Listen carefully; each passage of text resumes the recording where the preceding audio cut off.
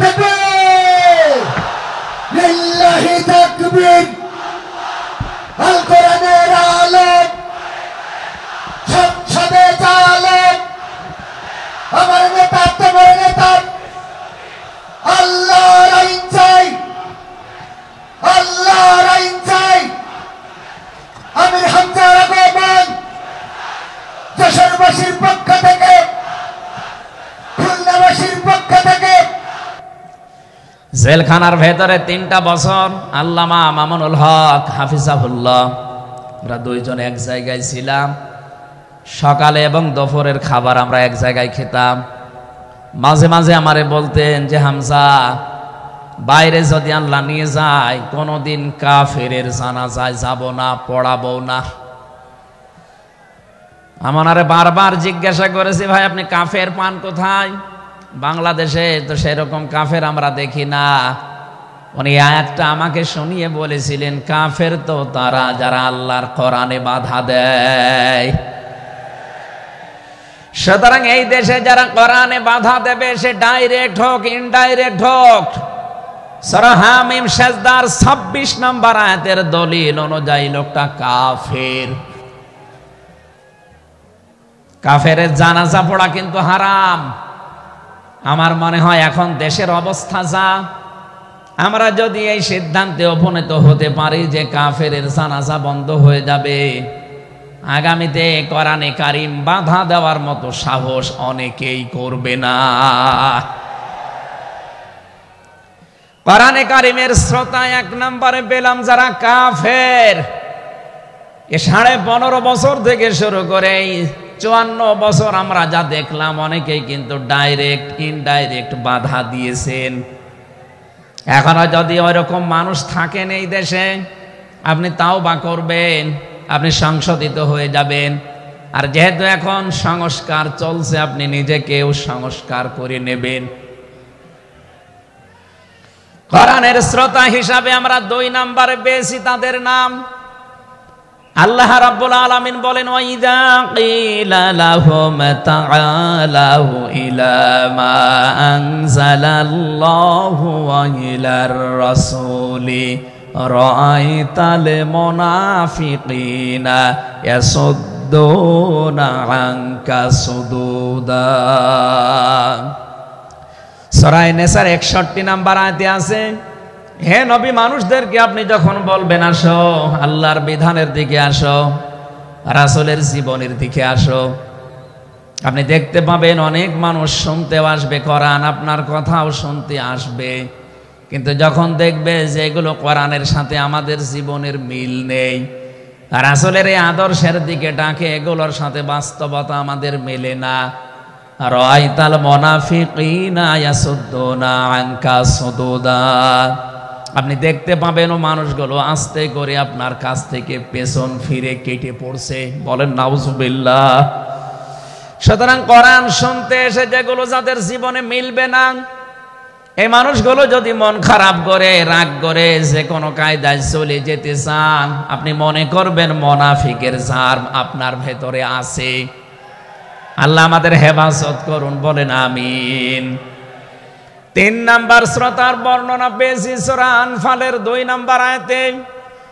আল্লাহ পাক বলেন, ইন্নামাল মুমিনুনা আল্লাযীনা ইযা যুকিরাল্লাহু ওয়াজিলাত কুলুবুহুম ওয়া ইযা তুলিয়াত আলাইহিম আয়াতুহু যাদাতুহুম ঈমানা ওয়া আলা রাব্বিহিম ইয়াতাওয়াক্কালুন। চিৎকার করে বলেন আল্লাহু আকবার। আল্লাহ পাক বলেন, আমার দৃষ্টিতে তো কোরআনের শ্রোতা আসল এবং মুমিন তারা, যাদের সামনে আমার নাম উচ্চারণ হলে তাদের অন্তরাত্মা কেঁপে ওঠে, আমার আয়াতগুলো তাদের সামনে তেলাওয়াত হলে এ মানুষগুলোর ঈমান ভেতরে যা আছে এটা আরো বেড়ে যায়। এখানে যাদাতুহুম ঈমান আর ব্যাখ্যায় আমি দেখেছি, শরীরের পশমগুলো দেখবেন আপনি হঠাৎ খাড়া হয়ে যাবে, বাম স্তনের 2 আঙ্গুল নিচে একটা গোস্তের টুকরা আছে, ওটা কাঁপবে, কাঁপাকাঁপি করবে। একটা অনির্বচন শোক আপনি আলাদা অনুভব করবেন। এই তিনটা যদি এখন আমাদের ভেতরে তৈরি হয়, আলা রাব্বিহিম ইয়াতাওয়াক্কালুন, বাড়ি যাওয়ার আগে এই সিদ্ধান্ত নিয়ে যাওয়া যাবে যে আল্লাহ ছাড়া আর কারো উপরে আমরা ভরসা করি না। বলেন সুবহানাল্লাহ। এই তিনটা আয়াত দিয়ে আমি বোঝাতে চেয়েছি কাফের কারা, মুনাফিক কারা, আল্লাহর দৃষ্টিতে মুমিন কারা। 3 নাম্বার এই তরিকায় যদি আমরা এই 3টি গুণ অর্জন করতে পারি, আজকে আল্লাহর কথাগুলো শুনলে আপনার ভেতরে কাঁপ ধরবে। 2 নাম্বারে আল্লাহর আয়াত তেলাওয়াত হবে, যখন বুঝতে পারবেন যে কি বলে, ওয়াইদা সামিউ মা উনজিলা ইলার রাসূলি তারা আয়ুনাহুম তাফিদু মিনাদ দামি মিম্মা আরাফু মিনাল হক ইয়াকুলুনা রব্বানা আমান্না ফাকতুবনা মা'আশ শাহিদিন। সূরা মায়েদা 7 নাম্বার পারার 1 নাম্বার পৃষ্ঠার 1 নাম্বার লাইনের 83 নাম্বার আয়াতে আছে। তাফসিরে ফি জিলালিল কোরআন থেকে শোনাচ্ছি। রব্বুল আলামিন বলেন, নবী আপনি যখন ওদের সামনে পড়বেন, আমার এই আয়াতগুলো যখন ওরা মন দিয়ে শুনবে, অনুধাবন করতে পারবে, উপলব্ধি করার যোগ্যতা যাদের আছে, আপনি দেখবেন ওদের চোখ দিয়ে মনের অজান্তে পানি পড়ছে। এজন্য অ্যাক্টিভ হন আরো, কারণ কোরআন শোনার 2টা নিয়ম আল্লাহ দিয়েছেন। ফাসতামিউ লাহু ওয়া আনসিতু, শুধু শোনা না, তাহলে সামিয়া দিতেন। আল্লাহ ফাসতামিউ দিয়েছেন, এজন্য মনোযোগ সহকারে শুনতে হবে। আজকের তেলাওয়াতকৃত আয়াত থেকে আমরা তাফসীর আকারে কথা বলবো ইনশাআল্লাহ। 2 নাম্বারে চুপ থাকা লাগবে। আমি এখনো অনেককে দেখতে পাচ্ছি এদিকে ওদিকে তাকাচ্ছেন, গল্প করছেন। আশা করছি কোরআনে বর্ণিত আল্লাহর এই 2টা নির্দেশ আপনি মেনে নেবেন। 1 নাম্বারে চুপ থাকবেন, 2 নাম্বারে মনোযোগ সহকারে শুনবেন। লাআল্লাকুম তুরহামুন, আশা করা যায় আল্লাহর রহমত এখানে নাজিল হবে। আল্লাহ আমাদেরকে আয়াতটা মেনে চলার তৌফিক দেন, বলেন আমিন। এজন্য কোরআনের আলোচনা শুনলে সবার চোখে পানি আসবে না। যারা এটা উপলব্ধি করতে পারবে, অনুধাবন করতে পারবে, আপনি দেখবেন তাদের মনের অজান্তেই কখন যেন চোখ দিয়ে পানি গড়িয়ে পড়ছে, তারা নিজেরাও টের পাবে না। আল্লাহ যেন এই 3 নাম্বার এই প্রকার শ্রোতা হিসাবে আমাদের কবুল করেন, বলেন আমিন। দরুদ আর সালাম পাঠ করছি আমাদের নবী মুহাম্মদুর রাসূলুল্লাহ সাল্লাল্লাহু আলাইহি ওয়াসাল্লামের প্রতি, যার প্রতি কোরআনে কারীম আল্লাহ নাযিল করেছেন। সেই কোরআনকে যদি আপনি জিজ্ঞাসা করেন, হে কোরআন, যার উপরে নাজিল হলে তার সম্পর্কে তোমার ভেতরে কোনো কিছু আছে, কোনো পরিচয়?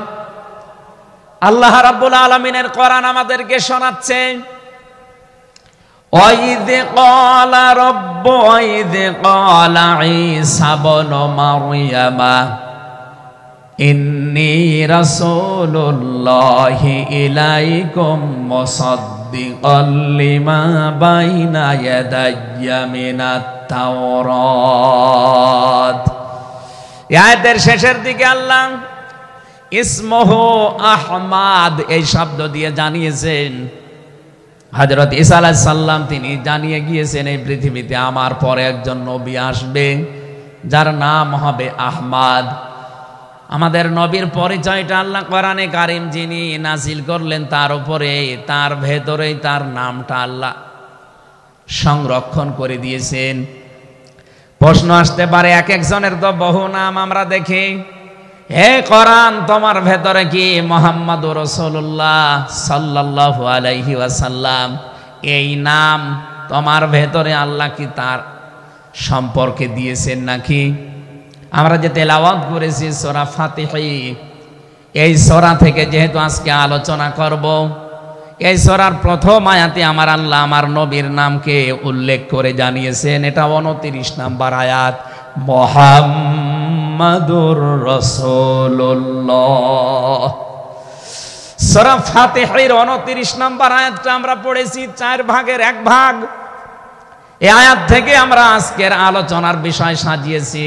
আমার আজকের বিষয়বস্তু, আমরা মুহাম্মদ রাসূলুল্লাহর উম্মত হতে চাই। সত্যি যদি আল্লাহর দৃষ্টিতে বিশ্বনবী মুহাম্মদ রাসূলুল্লাহর উম্মত আমরা হতে চাই, মাস্ট বি তেলাওয়াতকৃত আয়াতের এই বর্ণিত গুণগুলো আমাদের এখন থেকেই অর্জন আরম্ভ করা লাগবে। আমি সহ যারা এসেছি অবশ্যই আল্লাহ এই গুণগুলো এখন থেকে যেন পালন করার তৌফিক আমাদেরকে দান করেন, আমিন। সূরার নাম সূরা ফাতিহা। ফাতাহ মানে বিজয়। এ সূরার প্রথম আয়াতের ভেতরে এই শব্দটা আছে, এখান থেকেই নামকরণ করা হয়েছে। আল্লাহ রাব্বুল আলামিন বলেন, ইন্না ফাতাহনা লাকা ফাতহাম মুবিনা। অবশ্যই হে নবী, আমি আপনাকে একটা সুস্পষ্ট বিজয়ের সুসংবাদ দিচ্ছি। এই বিজয়ের ঘটনা তো ঐতিহাসিকভাবে ইবনে কাসিরের ভেতর থেকে আমি শিক্ষার জন্য এবার বলছি। এদিকে খুব অ্যাক্টিভ হয়ে থাকবেন। ফাতিহার 18 নম্বর আয়াত। আমার যতটুকু পড়াশোনা আছে, আমার যতটুকু লেখাপড়ার স্টাডি আছে, এই আয়াতটা এখন বাংলাদেশে সবচাইতে বেশি প্রয়োজন। সূরা ফাতিহা 18 নম্বর আয়াত। যে যেখানে আছেন, দাঁড়িয়ে আছেন, বসে আছেন, শুয়ে আছেন, কান এবার খাড়া করে দেন। হুদায়বিয়ার সন্ধির যে ঘটনা আমরা শুনেছি এতদিন পর্যন্ত, শুধু শুনেছি অনেকে, কিন্তু এখান থেকে শিক্ষাটা আজ অনেকে নেয়নি। বাংলাদেশের এখন যে অবস্থা, এই শিক্ষা নেওয়ার সময় এখনই। নবীজি 1400 মানুষ নিয়ে এসেছিলেন সাহাবায়ে কেরাম নিয়ে হজ করার জন্যে। হুদায়বিয়া নামক যে জায়গাটা এখন কূপ আছে, এখানে এই জায়গায় নবীজি আশ্রয় নিলে আস্তানা গাড়লেন, তাঁবু গাড়লেন। কাফেরদের পক্ষ থেকে এখানে প্রতিবন্ধকতা সৃষ্টি করা হয়েছে যে না, আপনাদেরকে আমরা আর যেতে দেব না। বিশ্বনবী তাদেরকে প্রস্তাব দিলেন যে আমরা কিচ্ছু নিয়ে আসিনি সাথে করে, শুধু হজ করেই চলে যাব। কাফেরদের পক্ষ থেকে আওয়াজ এলো, না, আপনাকে আমরা যেতে দেব না, তবে আমাদের একটা প্রস্তাব আছে। আপনি যদি আগামী বছরে আসেন হজ করে যেতে পারবেন, কিন্তু এবছরে আপনাদেরকে আমরা আল্লাহর ঘর কাবায় যেতে দেব না। কি নিষ্ঠুর আচরণ! তাকান, আল্লাহ পাকের নবী আল্লাহর ঘর তাওয়াফ করবে, বাধা দিচ্ছে যারা আল্লাহকে বিশ্বাস করে না তারা। এ বাংলাদেশে 50টা বছর কোরআনে কারীম প্রচার করেছে যারা, কোরআনের পাখি শহীদ আল্লামা দেলাওয়ার হোসাইন সাইদি রহমতুল্লাহ আলাইহি, তার নামে মামলা দেওয়া হয়, কেস দেওয়া হয়, তিনি নাকি ধর্মীয় অনুভূতিতে আঘাত দিয়েছে। আমার তো মনে হয় 1500 বছর আগে নবীজিকে যারা বাধা দিয়েছিল আল্লাহর ঘর কাবায় হজ করতে দেবে না, 1500 বছর পরে যেন তাদের প্রেতাত্মারাই ফিরে এসেছে। আল্লাহর নবী বললেন, ঠিক আছে, ওসমানকে পাঠালাম। হযরত ওসমান ইবনে আফফান রাদিয়াল্লাহু তাআলা আনহু তিনি গেলেন। হযরত ওসমানকে তারা আটক করার পরে ঘোষণা দিয়ে দিল, কতিলা ওসমান ইবনে আফফান, ওসমানকে হত্যা করা হয়েছে। এ সংবাদ যখন নবীজির কাছে এসেছে, যশোরবাসী খুব খেয়াল করেন, এখানে হযরতে ওসমানকে তারা হত্যা করার ঘোষণা দিয়ে মিথ্যা একটা সংবাদ পাঠিয়ে দিয়েছে নবীজির কাছে। নবীজি সাহাবায়ে কেরামকে বললেন, যারা ইহরামের কাপড় পরে এসেছিলে সব এখন খুলে ফেলো। সাহাবায়ে কেরাম বলেন, হে রাসূল, ইহরামের কাপড় খুললে হজ? বলে, হজ আগামী বছর। ও বাংলার মুসলমানেরা, আমি কেন বলছি এই আয়াতটা 2-1 মিনিট পরে আপনি টের পাবেন। দ্বিতীয় নম্বর, নবীজি বললেন আজকে রমজান মাস, এটা রমজান মাসের এখন আর আধা ঘন্টা 1 ঘন্টার সময় আছে মাত্র ইফতারি করার, এখনই ভেঙে ফেলো, ইফতারি করে ফেলো। দরকার আগামীতে রোজা আবার রমজানের সিয়াম আবার করে দেওয়া যাবে। যে দুইটা সিদ্ধান্ত নিলেন দুইটাই ফরজ, একটা রোজা একটা হজ। নবীজি কিন্তু জানতেন ইহরামের কাপড় খুলে ফেললে হজ ভেঙে যাবে, আর একটু পরেই তো ইফতারি করলে রোজাটা হয়ে যায়। বিশ্ব নবী বলেন না এক্ষুনি রোজা ভেঙে ফেলো। আবার বলছে কান খাড়া করেন, আমি কিন্তু 2 মিনিটের ভেতরে জায়গায় যাব। এত বড় দুইটা বড় বড় ফরজ বিধান নবীজি লঙ্ঘন করছেন, কারণটা কি? কারণ একটাই, ওরা একজন নিরপরাধ মানুষকে আটক করে হত্যার ঘোষণা দিয়েছে। আপনি বাংলাদেশকে 15.5 বছরের সাথে ওই ঘটনাটা মিলান। একটা নিরপরাধ মানুষ মাত্র একজন, তাকে আটক করে হত্যার ঘোষণা দেওয়ার কারণে যদি নবী মুহাম্মদ রাসূলুল্লাহ হজ ছেড়ে দিতে পারেন, রোজা ছেড়ে দিতে পারেন, তিনি ওই বাবলা গাছের নিচে হাত দিলেন। সাহাবায়ে কেরামকে বললেন আমার হাতের উপরে সবাই হাত লাগাও, আমি আজকে তোমাদেরকে বায়াত গ্রহণ করাবো, শপথ নেব তোমাদের কাছে। 1399 জন নবীর সাথে আছে, আর হযরত ওসমানকে যেহেতু তারা আটক করেছে, এই 1399 জন সবাই নবীজির হাতের উপরে একটার পরে হাত দিতে আছে। বিশ্ব নবী ডাক দিয়ে বলেন সাহাবীরা, জিবরাইল এই মাত্র সূরা ফাতিহা এই সূরার 18 নম্বর আয়াতটা আমাকে তেলাওয়াত করে শুনিয়ে গেল। জিবরাইল এসেছিল, তোমরা কেউ দেখতে পাওনি। জিবরাইল আয়াতটা শুনিয়েছে, লাকাদ রাদিয়াল্লাহু আনিল মুমিনিনা ইয ইউবাইউনাকা তাহতাশ শাজারাতি ফাআলিমা মা ফি কুলুবিহিম ফানজালাস সাকিনাতা আলাইহিম ওয়া আসাবাহুম ফাতহান করিবা। খুব খেয়াল করেন, সেই সময় পর্যন্ত আমি চলে এসেছি। নবীজি নিজের বাম হাতটা সাহাবায়ে কেরামদের উপরে রেখে বললেন, সাহাবীরা আজকের এই বায়াতের উপরে, শপথের উপরে আল্লাহ পাক নিজেই জানিয়েছেন যে তিনি রাজি হয়ে গেছেন। আয়াতটা শুরু করার আগে আল্লাহ দুইটা তাকিদ দিয়েছেন, লাম এবং কদ। লাকাদ রাদিয়াল্লাহু আনিল মুমিনিন, আল্লাহ পাক বলেন আমি নিজে মুমিনদের উপরে অবশ্যই অবশ্যই রাজি হয়ে গেছি। রাজি হব না, হয়ে গেছি।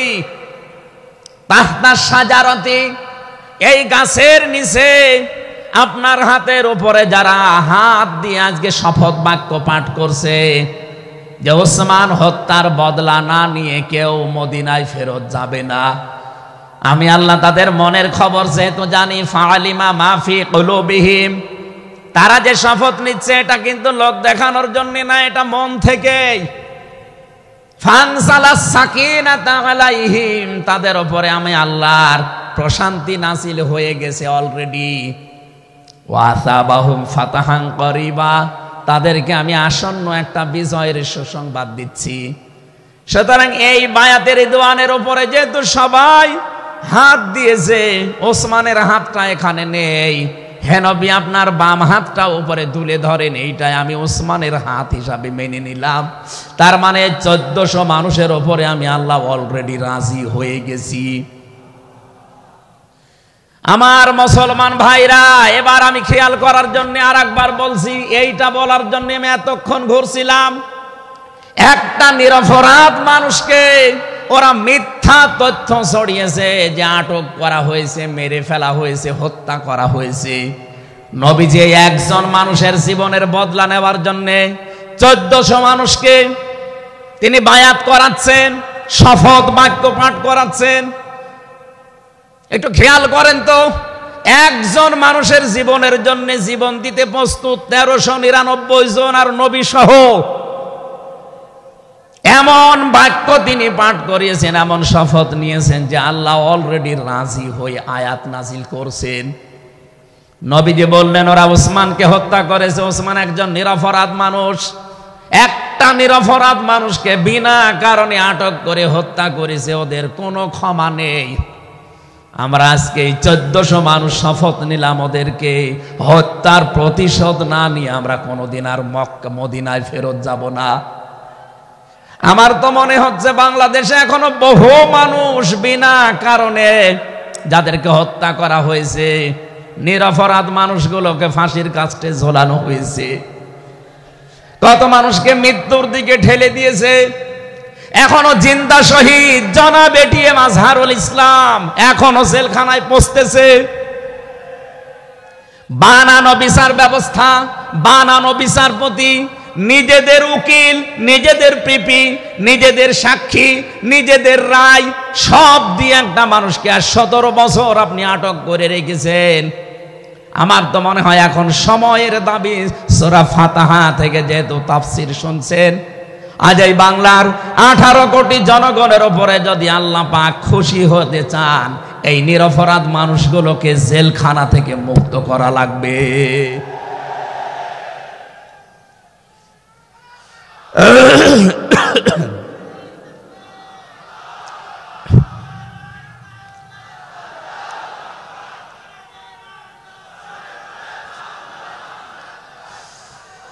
যশোরবাসী আল্লাহ রাব্বুল আলামিন এখানে কয়েকটা বিষয় আমাদেরকে উপহার দিতে চেয়েছেন সুসংবাদের মাধ্যমে। 1 নম্বরে আল্লাহ বলেন আমি রাজি হয়ে যাব। 2 নম্বরে ওদের মনের মূল কথাগুলো যেহেতু আমি জানি, সুতরাং যারা নারায়ে তাকবীর আল্লাহু আকবারে স্লোগান দিয়ে এই মাজলুম মানুষটার পক্ষে অবস্থান নিলেন, আমার তো মনে হচ্ছে ফানজালাস সাকিনাতা আলাইহিম, আল্লাহ পাক তার রহমত এখন এ দেশের উপরে নাজিল করবে। 2 নম্বরে ওয়াসাবাহুম ফাতাহান করিবা, একেবারে সুপ্রসন্ন নিকটবর্তী বিজয় আমাদেরকে আল্লাহ এই মাজলুম মানুষটার পক্ষে দাঁড়ানোর কারণে দেবে। আমি আজকেও একজন জেল খাটা মানুষের সাথে কথা বলছিলাম, তিনিও প্রায় 3.5-4 বছর জেলে ছিলেন। তিনি জ্বালাচ্ছিলেন যে হামজা ভাই, আসলে আমরা যারা জেলে ছিলাম তারা ছাড়া এটা বোঝানো সম্ভব না। বহু মানুষ বিনা অপরাধে, বিশেষ করে 15.5 বছরে তো হবেই, বিনা কারণে বিনা অপরাধে কিচ্ছু জানে না, বছরের পর বছর জেলে পচতেছে। ওরা যদি একজন নিরপরাধ মানুষকে মিথ্যা কথা ছড়িয়ে দেওয়ার কারণে নবী যেরকম সিদ্ধান্ত নিতে পারে, আজ বাংলার 18 কোটি মানুষ দল বেদল সব ভুলে গিয়ে নিরপরাধ যত মানুষ জেলে ভর্তি আছে, গুম হয়েছিল, খুন হয়েছিল যারা, এদের পক্ষে দাঁড়াতে যদি সত্যি আপনি মন থেকে এগিয়ে আসতে পারেন, আল্লাহর কসম আমাদের সামনে আল্লাহ বিজয় দেখাবেন। বিজয় আমরা দেখতে পাচ্ছি সূরা কসস 20 নম্বর পারার 4 নম্বর পৃষ্ঠার 15 নম্বর লাইনের 5 নম্বর আয়াত।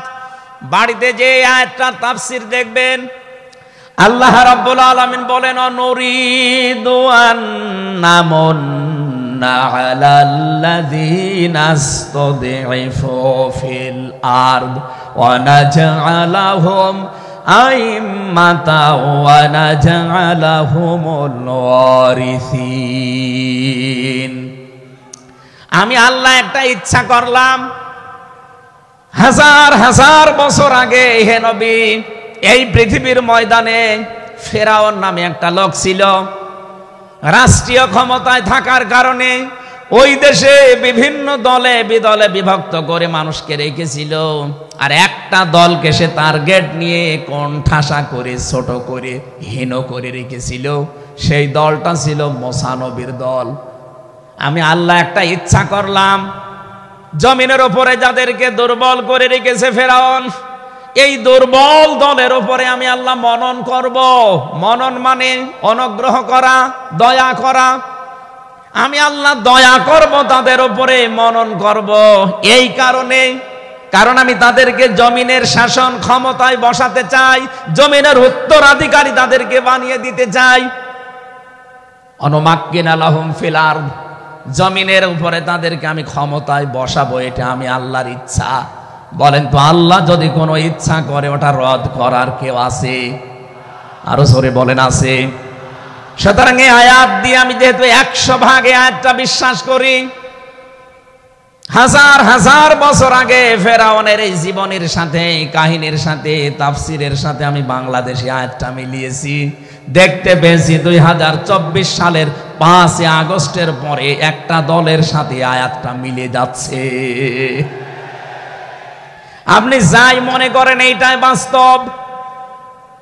এই 54.5 বছরে ভুয়া ধোয়া তুলে ভুয়া চেতনার নাম দিয়ে যাদেরকে কণ্ঠাসা করে রেখেছিলেন জনগণের কাছ থেকে, আল্লাহ যেন হঠাৎ করে মানুষের মনের ভেতরে তাদের প্রতি পরিবর্তন এনে দিয়েছেন। আল্লাহ পাক যেন এই মানুষগুলোকে একটা মনন করেছেন, একটা দয়া দেখিয়েছেন।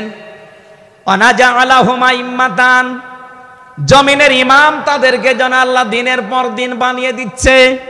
তাদের আচার ব্যবহার, তাদের চরিত্র, তাদের ব্যবহার, তাদের মাধুর্যতা, তাদের যে ইখলাস, এগুলো দেখছে আমার আল্লাহ দিনের পরে দিন জমিনের ইমাম তাদেরকে আল্লাহ বানাচ্ছেন। অনাজালাহুমুল ওয়ারিসিন, আয়াতের শেষের কথা, আল্লাহ তাদেরকে জমিনের ওয়ারিস বানিয়ে দেবেন। যেহেতু আল্লাহর সিদ্ধান্ত রদ করা যায় না, ফাআলুল লিমা ইউরিদ, তিনি যা ইচ্ছা তাই করেন। ইন্নামা আমরুহু ইযা আরাদা শাইআন আইয়াকুলা লাহু কুন ফায়াকুন। আল্লাহ পাক বলেন আমি যদি কোনো ইচ্ছা করি শুধু বলি কোন, সঙ্গে সঙ্গে ফায়াকুন হয়ে যায়। কোরআনের উপর আমার 100% বিশ্বাস নিয়ে কথা বলছি আমি। এই আয়াতগুলো মাস্ট বি আমার আল্লাহ বাংলাদেশে দেখাবে। বলেন আমিন। আরো জোরে বলেন আমিন। 6 নম্বর আয়াত হচ্ছে অনুমাক্কিনা লাহুম ফিল আরদ, আমি আল্লাহ তাদেরকে জমিনের চেয়ারে ক্ষমতায় বসিয়ে দেব। কেন জানো? অনুরিয়া ফিরআউনা ওয়া হামানা ওয়া জুনুদাহুমা মিনহুম মা কানু ইয়াহযারুন, আমি আল্লাহ দেখাতে চাই ফেরাউনকে, হামানকে আর তার সৈন্যবাহিনীকে, তারা তাদেরকে সবচাইতে বেশি ভয় করত জমিনে যাদেরকে, সেই মুসা নবীর দলকে আমি আল্লাহ জমিনের শাসন ক্ষমতায় বসিয়ে তাদেরকে দেখাবো। এই 54 বছর জালেম এবং মুনাফিকরা সবচাইতে বেশি ভয় বাংলাদেশে যাদেরকে করেছে, তাদের প্রতি মানুষের মন মানসিকতা আল্লাহ ঝুঁকিয়ে দিয়েছেন। এই জন্য কোরআনের আয়াতের উপরে বিশ্বাস করে বলছি, এই বাংলাদেশে যারা নিরপরাধ মানুষ আছে তাদেরকে যদি 5 তারিখের পরে বিভিন্ন আন্দোলনের কারণে, মানবিকতার কারণে ছেড়ে দেওয়া হয়, বিশেষ করে ম্যাডাম খালেদা জিয়াকে আপনি ছেড়ে দিয়েছেন, এরপরে আমরা দেখতে পেলাম আব্দুল সালাম পিন্টু ভাইকে ছেড়ে দিয়েছেন, এরপরে গিয়াসউদ্দিন মামুন ভাইকে ছেড়ে দিয়েছেন, মিয়ানুরউদ্দিন অপু ভাইকে ছেড়ে দিয়েছেন, আমরা চাই জনাব এটিএম আজহারুল ইসলামকেও মুক্তি দেওয়া হোক। এ দাবির পক্ষে আছেন কারা দেখি? লিল্লাহি তাকবীর।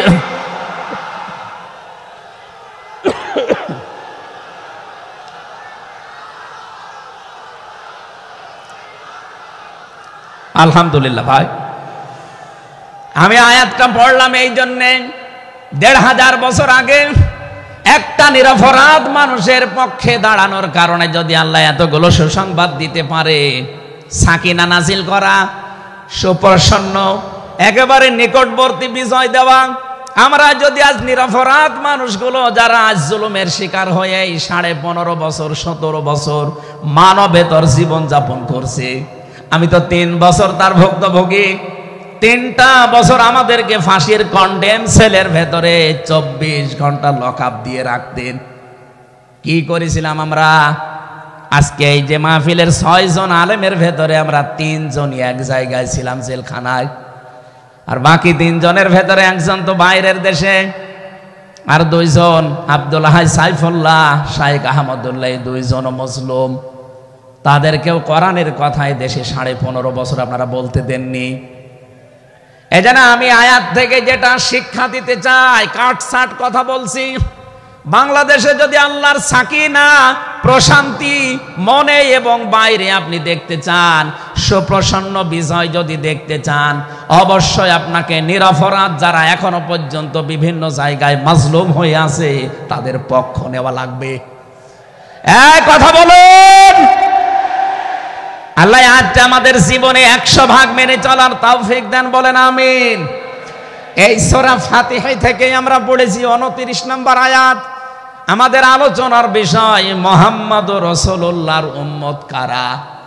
রব্বুল আলামিন বলেন মুহাম্মাদুর রাসূলুল্লাহ, মুহাম্মদ সাল্লাল্লাহু আলাইহি সাল্লাম আল্লাহর রাসূল। হে নবী, দুনিয়ার কেউ যদি আপনার রিসালাত স্বীকার না করে, কেউ যদি সাক্ষী না দেয়, আমি আল্লাহ নিজে সাক্ষী দিয়ে দিলাম আপনি আমার রাসূল।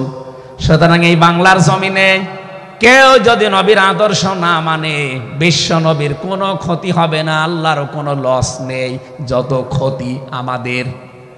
কথা বলে না কেন? কোরআনের চোখ লাগিয়ে দেখতে পাচ্ছি এদেশে হাজারো মানুষ জাহান্নামে দৌড়াচ্ছে, কারণ নবী মুহাম্মদুর রাসূলুল্লাহ বাদ দিয়ে পৃথিবীতে যদি অন্য কাউকে কিয়ামত পর্যন্ত কেউ আদর্শ মেনে চলে, কোরআনের কসম দিয়ে বলছি মাস্ট বি লোকটা জাহান্নামী।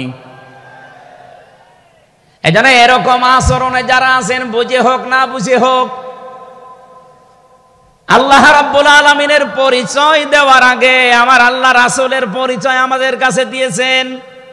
রাব্বুল আলামিন বলেন কুল হুয়াল্লাহু আহাদ আল্লাহুস সামাদ লাম ইয়ালিদ ওয়া লাম ইউলাদ ওয়া লাম ইয়াকুল লাহু কুফুয়ান আহাদ। এখানে আল্লাহর একাত্মবাদের শিক্ষা দেওয়া হচ্ছে।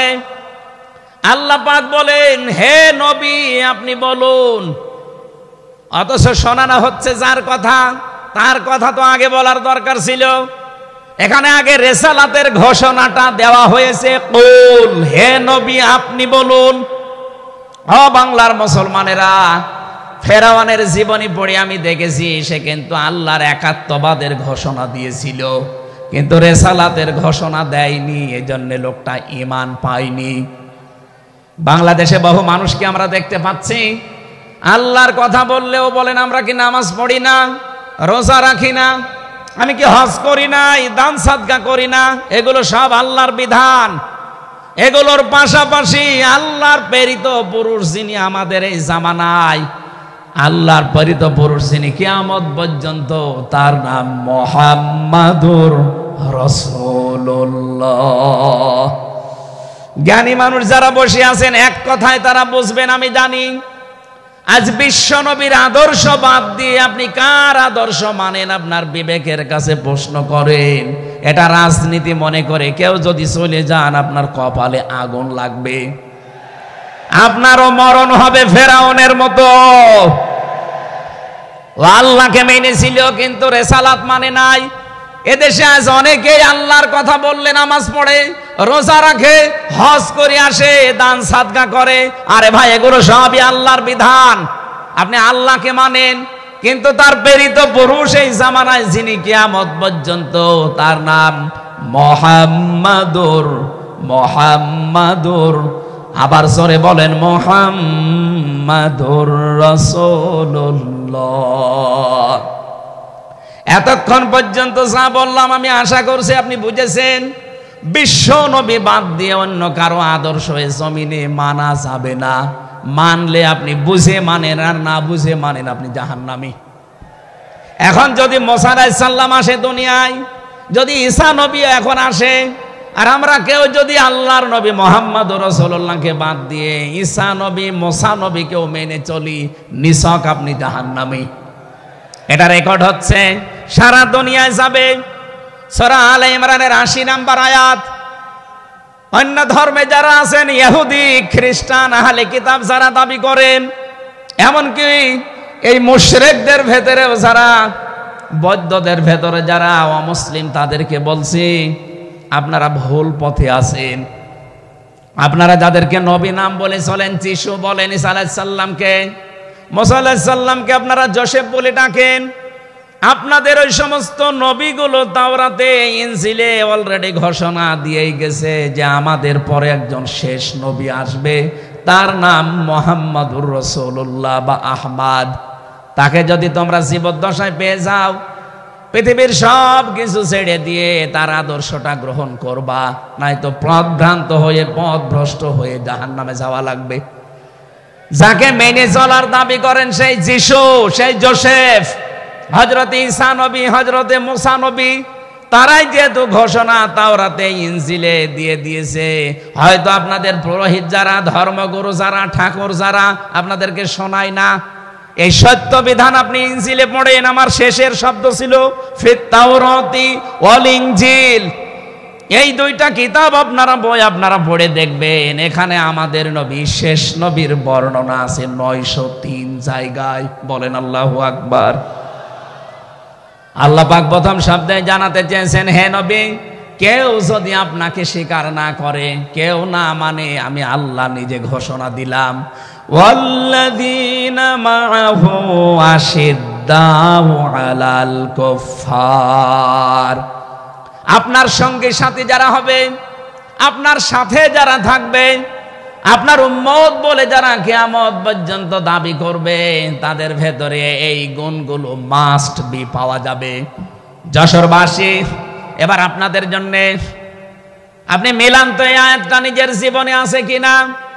ওয়াল্লাযীনা, আর যারা, মাআহু, আপনার সঙ্গে থাকবে, আশিদ্দাউ আলাল কুফফার, তারা কাফেরদের প্রতি বজ্রকণ্ঠ হবে। কালকে মাওলানা মামুনুল হক, আমি ছিলাম কালকে চট্টগ্রামের ফেনীতে, একটু লাইভ দেখেছি। উনি কিন্তু শেষের দিকে এটা জানিয়েছেন, ওঠো, বজ্রমুঠি করো, ঘোষণা দাও। এ কথা বলেনি? কথা বলেন না কেন? ওনার এইটাই সামারাইজ, আশিদ্দাউ আলাল কুফফার, কাফেরদের প্রতি কঠোর হওয়া লাগবে। সেই সময় এখন অলরেডি চলছে। প্রতিবেশী নামে আমাদের যারা আছে, যেহেতু প্রতিবেশী পাল্টানো যায় না, এজন্য আমরা বেশি কিছু বলছি না। আমরা আশা করব যে প্রতিবেশীর চরিত্র পাল্টাবে। নবীজি প্রতিবেশী সম্পর্কে এত বেশি কথা জানিয়েছেন, মাঝে মাঝে বলতেন, জিবরাইল, প্রতিবেশী সম্পর্কে যত কথা তুমি বলো, মনে হয় যে আমার জমি জায়গার ভাগও দেওয়া লাগবে। যেহেতু এত দামি জিনিস প্রতিবেশী, এত গুরুত্বপূর্ণ, আপনাদেরকে তো আমরা আর পাল্টাতে পারবো না, আমাদের জমির সাথে আপনাদের জমি। এই জন্য বলছে আপনারা চরিত্র পাল্টাবেন। আপনি মাইক্রোসফট, ভয়েস অফ আমেরিকা, এগুলো সব খ্রিস্টানরা, ইহুদিরা চালায়। তারা তামাম দুনিয়ার 257টা রাষ্ট্রে কিন্তু বিশ্বে সবচাইতে বেশি মিথ্যা কথা বলা হয় ভারতে। পৃথিবীর 257টা রাষ্ট্রের ভেতরে সবচাইতে বেশি সংখ্যালঘুরা নিরাপত্তার সহিত বাস করে বাংলাদেশে। অথচ এই দুইটা এতদিন, 54 বছর আমরা স্বাধীন হয়েছি, 54টা বছরে আমাদের পেছনে এই মিথ্যা দুইটা তথ্যই প্রতিবেশীরা ছড়িয়েছে। সারা দুনিয়ার মোড়লদেরকে বলতো যে বাংলাদেশে সংখ্যালঘু নির্যাতন হয়। এদেশের গোবিন্দ পরামানিক, কুমার কি সেন যেন, কয়েকজন মিলে তারা বিবৃতি অলরেডি মাঝে মাঝাই দিচ্ছে যে আগস্টের 5 তারিখের পর থেকে বাংলাদেশে আমরা সবচাইতে বেশি নিরাপত্তায় আছি সংখ্যালঘুরা। এখনো তো কোরআনে কারিম এই দেশে কায়েম হয়নি। আমি কোরআনের এই অনুষ্ঠান থেকে আপনাদেরকে গ্যারান্টি দিতে পারি, আল্লাহর কসম, কোরআনে কারিম যদি এদেশের রাষ্ট্রীয় ক্ষমতায় চলে আসে, বাংলাদেশের সবচাইতে বেশি নিরাপদে থাকবে সংখ্যালঘুরা। একজন মুসলমানের মাথায় যদি কেউ আঘাত করে, একটা গুনাহ হবে। একটা অমুসলিমের গায়ে যদি কেউ আঘাত করে, ডবল গুনাহ হবে। বাংলার মুসলমানেরা অনেকে মনে করেন যে এটা মনে হয় নতুন হাদিস। না, আপনি একজন মুসলমানকে আপনি মারলেন, আপনার নিজের ভাই, সে আল মুসলিম ও আখুল মুসলিম, কিন্তু অমুসলিম আপনার ভাই। এ কথা কোরআনেও নেই, হাদিসেও নেই। কি কথা বলেন এখন? 3টা বিষয় যদি কারো ভেতরে পান, সে যেই হোক। 1 নম্বরে কেউ যদি আমার কেবলাকে কেবলা মনে করে, ফাহুয়া আখি, সে আমার ভাই। দুই নম্বরে আমার জবাই করা জিনিস যদি সে খেতে চায় ফাহুয়া আখি, সে আমার ভাই। তিন নম্বরে সে যদি আমার মতো নামাজ পড়ে সে আমার ভাই। সুতরাং এই তিনটা বিষয় সামনে রেখে আমরা এই দেশে যারা আছি, মতের হয়তো মিল নেই, দলের হয়তো নামের মিল নেই, কিন্তু এই তিনটা বিষয় যারা মানবেন, আমার মতো নামাজ পড়বেন, আমার কাবাকে কাবা মনে করবেন, আমার জবাইকে তো ব্যস্ত আপনিও খাবেন, এটা যেই হোক এই দেশে আমরা সবাই তাকে ভাই ভাই ভাই মনে করি। কথা বলেন ঠিক কিনা? এই তিনটার বাইরে যারা আছেন তারা তো আর আমার ভাই না। তাদের সম্পর্কে কি? তারা আমার এই দেশের আমানাত। এক নম্বরে এই সংখ্যালঘু যারা আছে, হিন্দু হোক, খ্রিস্টান হোক, বৌদ্ধ হোক, মুশরিক হোক, যাই হোক, যারা আছে তাদের উপর যদি আপনি অত্যাচার করেন, তাদের মন্দির ভাঙেন, তাদের দেবতাকে গালি দেন, তাদের মাথায় বাড়ি দেন, চাঁদাবাজি করেন, এক নম্বরে জুলুমের গুনাহ হবে, দুই নম্বরে আমানতের খেয়ানতের গুনাহ হবে। এই জন্য আমরা সাবধান থাকি। আগস্টের 5 তারিখের পরে আমরা অনেকের চরিত্র একটু ওলট পালট দেখতে পাচ্ছি। আশা করছি আপনি থামবেন, নয়তো কিন্তু বদনাম হয়ে যাচ্ছে। আপনি গোয়েন্দা বিভাগের খোঁজ রাখেন, তারা কিন্তু সব নখদর্পণে রেখেছে, কে কি করছে এটা সব তারা দেখছে। এই জন্য আমরা এমন কোন আচরণ না করি আপনার নিজের ভুলের কারণে নিজের পায়ে আবার কোড়াল লেগে যায়। তারা সব দেখতে পাচ্ছে এই 4.5 মাসে কারা মানবতার জন্য কাজ করে, কারা দেশের জন্য কাজ করে, কারা এই 2780 জন মানুষ হাসপাতালের বেডে কাতরাচ্ছে, এদের কাছে কারা গেছে সব খোঁজ তাদের কাছে আছে। 2732 জন মানুষ হত্যা হয়েছে একজনের নির্দেশে। এতগুলো শহীদ পরিবারের পাশে কারা কারা দাঁড়াচ্ছে সব তাদের কিন্তু ডকুমেন্ট আছে। এই জন্য আপনি মনে করছেন আমি ডুবে ডুবে জল খাবো, ঘোলা পানিতে মাছ শিকার করব, কেউ কিছু টের পাবে না, কখনো না। সব তাদের আয়ত্তের ভেতরে আছে। এই জন্য এমন কাজ করা দরকার আমাদের, আগামীতে যেন শুধু ওই 14 দল বাদ দিয়ে আমরা যারা মজলুম আছি এই মানুষগুলো যেন রাষ্ট্রের দায়িত্ব পায়, আর কোরআন আর হাদিস দিয়ে বাংলাদেশের 56,000 বর্গ মাইল চলে। কারা কারা রাজি আছেন দেখে? লিল্লাহি তাকবীর।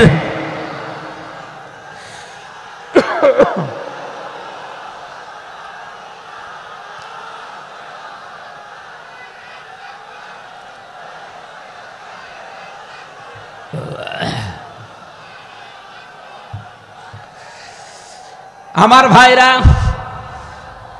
এবার আমি মূল কথায় যাচ্ছি। মুহাম্মদ রাসূলুল্লাহর উম্মত হতে হলে আমাদেরকে বজ্রমুষ্টি হওয়া লাগবে, ঐক্যবদ্ধ হওয়া লাগবে। যারা নবীর উম্মত, কাফের যারা, তাদের বিরুদ্ধে। আমি কাফেরের পরিচয় সে প্রথমে দিয়েছি। যে মানুষগুলো কোরআনে কারিমে বাধা দেয়, কোরআনের শিক্ষায়, কোরআনের প্রচারে, কোরআনের প্রসারে, কোরআন কায়েমে যারাই বাংলাদেশে বাধা দেবে, তার নাম আব্দুল আলিম হতে পারে, কে কাফের। এদের বিরুদ্ধে কঠোর হওয়া লাগবে আপনাকে। আমি আবার বোঝার জন্য বলছি, নাম হয়তো আপনার আল্লাহর নাম আপনি নিয়েছেন আব্দুল আলিম, আব্দুল খালেক, কিন্তু আপনার কাজ যদি কোরআন প্রচারে বাধা দেওয়া হয়, ডাইরেক্ট ইনডাইরেক্ট, অবশ্যই আপনি বুঝতে পেরেছেন আমি কি বলছি। আপনি কিন্তু আর সাধারণ মানুষ নেই, আপনি মুনাফিকও নেই, আপনি মুসলমানও নেই, আপনি কাফের হয়ে গেছেন। আল্লাহ আমাদের হেফাজত করুন, বলেন আমিন। কাফেরদের যত অনুষ্ঠান আছে সেখানেও কড়াকড়ি করা লাগবে আপনাকে। কে বলেছে ধর্ম যার যার উৎসব সবার? এটা কুফরি কথা। ধর্ম যার যার, উৎসব তার তার। এই কথা বলুন। মান তাশাব্বাহা বিকওমিন ফাহুয়া মিনহুম। যার সাথে যার সাদৃশ্য মিলবে, সে আচার ব্যবহারে, ধর্মীয় রীতিনীতিতে কিয়ামতের দিন তার সাথে থাকা লাগবে। কোনদিন আজ পর্যন্ত আপনি পিটিয়েও কোন হিন্দু ভাইকে গরু জবাই করেন যখন কোরবানি দেওয়ার জন্য, তাকে পাবেন। তারা জানে যেটা আমাদের ধর্মীয় অনুষ্ঠান না, এই জন্য তারা আসে না, ঠিক করে তারা আসে না। আপনি কোন কারণে সেখানে যাবেন?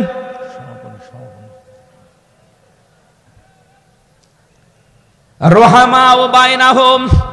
দ্বিতীয় নম্বরে আমরা পেয়েছি নিজেদের ভেতরে মহব্বত, ভালোবাসা, সম্প্রীতি।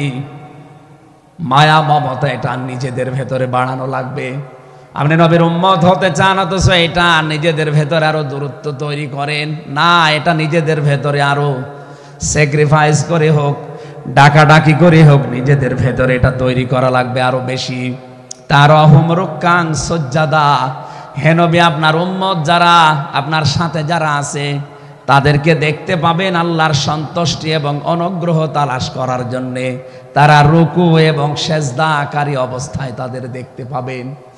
নবীর উম্মত যারা এসেছেন, অন্য ধর্মের লোকদেরকে বাদ দিলাম, বিশ্ব নবীর উম্মত যারা এখানে বসে আছেন, আমাদের উচিত হবে যতদিন আজরাইল না আসে ফরজ নামাজ আমরা কোনোদিন ছেড়ে দেব না।